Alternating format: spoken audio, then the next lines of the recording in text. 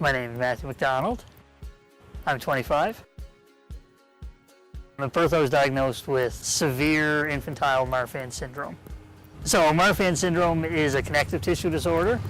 So basically every system in the body is affected. I've had a few heart surgeries, back operation, and I've been seen by just about every department in the hospital. We definitely knew there was something. I had never heard the words Marfan syndrome, and he was a very quick birth. You could see there was a physical difference. I mean, we heard that he had, he would most likely have cardiac complications, and, he would be severely nearsighted. It was just a journey of learning. So Matthew and I go way back. I was his pediatrician for many years, ever since he was a little boy, and right into older adolescence. The thing that always struck me is that Matthew's polite, kind, but he's also very optimistic. And for a young guy who's sort of been dealt a difficult hand of cards with some of his health issues, he never sort of, at least appears to let him get him down. He's been through some major operations, had some major issues, and he just stays optimistic. I consider him my best friend now. We hang out lots. Like I said, we went to school for 7 years over at CBU in NSCC Marconi. We spent a lot of hours. He helped me with a lot of schoolwork, definitely more than I helped him.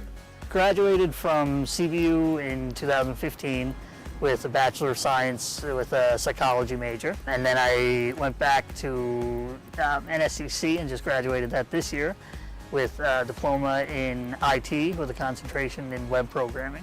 I've always been interested in computers and things like that, but more of a short-term thing. I'd like to eventually go forward with counseling psychology. I think I've got a lot of life experience that could maybe give me a different perspective when I'm helping other people deal with things like that.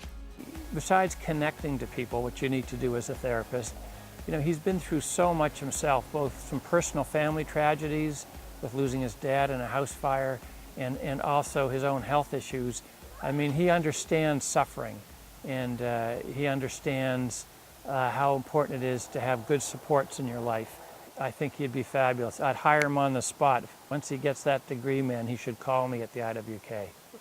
Every year we want to honor somebody that's special, that has beauty inside them, that has something special inside them. So I thought of Matthew, because I remember this young boy coming in with his family and walking on his knees. So he's the first person I ever saw with Marfan's. And he was always smiling, always happy. He was faced with hardships all the time, but that never affected him, and that always stayed with me. He's so positive to be around. If I was having a bad day, by the time we got to Sydney, it was a great day, just from sitting talking with him in the car. One of the other stories that I remember too about Matthew is that as a younger guy, he really couldn't run or walk that well. So when the other kids would be out playing street hockey, rather than just sort of watch from the window, he'd go out and play goalie on his knees. And he told me that story. I said, oh man, that's just so great. I mean, he just gets right in there and doesn't let anything stop him. He can look at his own differences and never question who he is as himself. You definitely know that there are things that you can't do or things that you just have to do differently than other people. And, I definitely learned that from a pretty early age, to accept everything that's happening that I can't control and basically try to find my own way around everything that I can. So the lemonade stand started around 2001, I think. And basically it was my sisters and me, we watched the telethon, and I mean, we all knew what a big part they played, so we decided to try to do something to give back. So we set up a lemonade stand outside of the house, and that year I think we raised $90 or $95, and that was a big surprise. That was a huge success, we thought, and then it just kept getting bigger and bigger and bigger. And our biggest year, we did 25 different fundraisers and raised just a little over $13,000. I think my dad was a big reason, and mom, both parents were a big reason why we got involved in the community. They were always involved in it, and I guess it was kind of part of everyday life. So he passed away in 2008 in a house fire. We were all out, and he actually went back in to try to save the dogs, and he didn't make it back out.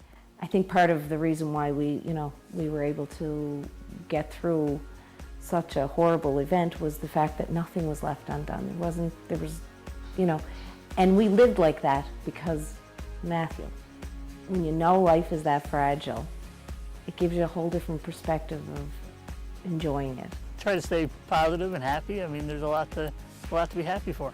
To have a family like this, to have a community, to live in a community like this where, I mean, I've had a lot of support. This is the gift Matthew has given us, is to appreciate life.